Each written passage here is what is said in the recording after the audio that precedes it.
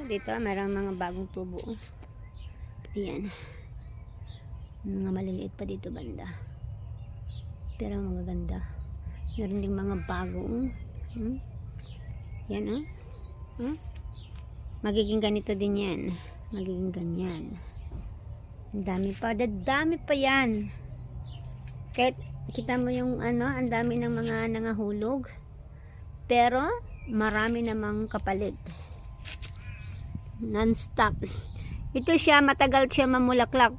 Nag-umpisa siya, last month of winter, nag-umpisa na siya namulaklak, pero hindi pa ganito kadami. Tapos pag start ng autumn, spring, doon na siya lumubo. Actually, spring pa rin ngayon, hindi pa tapos ang spring eh. Okay, that's it.